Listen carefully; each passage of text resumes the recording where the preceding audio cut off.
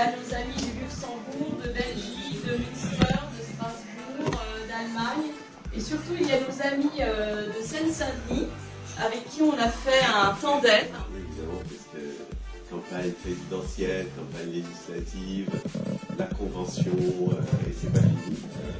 Ceux qui connaissent bien En Marche, on n'est pas au bout de notre organisation qui est en train de se mettre en place.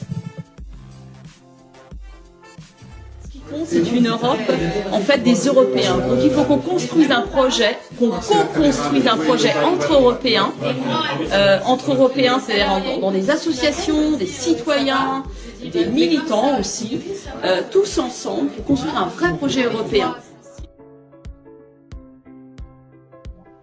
Donc, en quelques mots, le Parlement européen a été créé en 1958. Au début, c'était une assemblée parlementaire qui était composée de délégations nationales. Il a fallu attendre 1979 pour avoir les premières élections de parlementaires européens élus au suffrage universel direct. Et à l'origine, le Parlement était une chambre consultative qui n'avait pas vraiment de pouvoir. Et au fil des...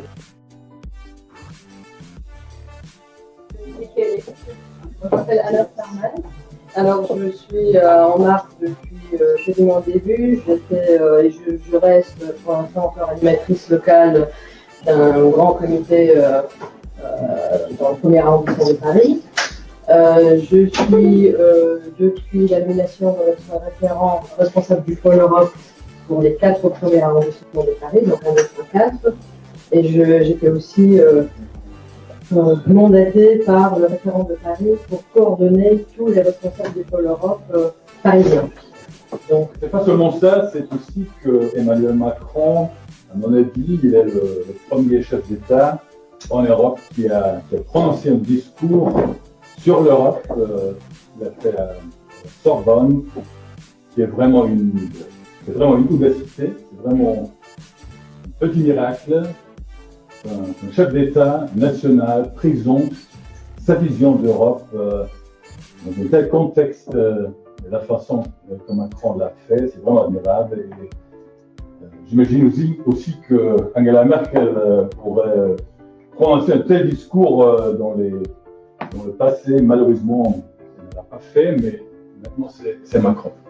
C'est un début d'un discours sur l'Europe qui est absolument nécessaire. Peut-être, Alexandre, puisque vous avez dit, c'est vraiment bon.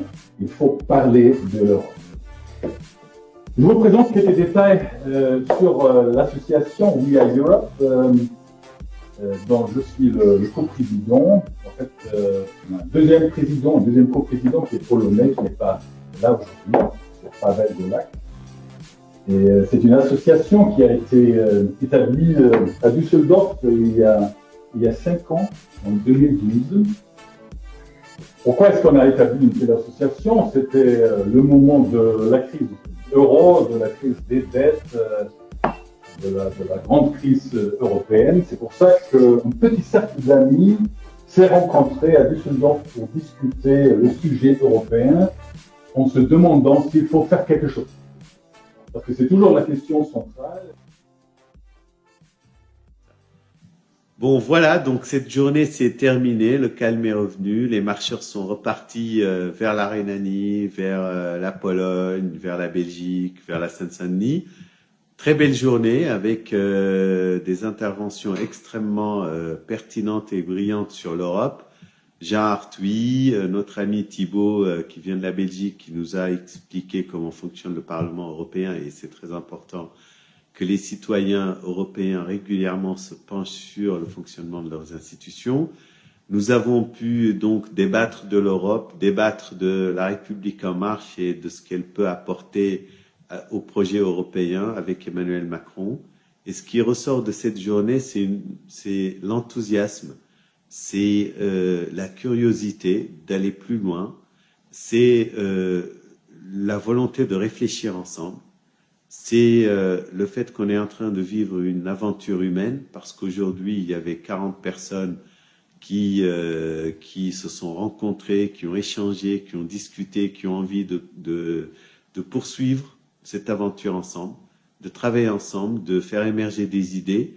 Et c'est ça l'Europe que nous aimons, c'est-à-dire une Europe qui va se construire par les citoyens, par les marcheurs, qui vont peu à peu montrer que finalement l'idée européenne est loin d'être morte, mais qu'on va en faire un très beau projet qui va vivre parce qu'on l'aura porté, parce qu'on l'aura défendu, parce qu'on l'aura nourri par des innovations, par des réflexions. Aujourd'hui, plein d'idées ont été évoquées. Et d'ailleurs,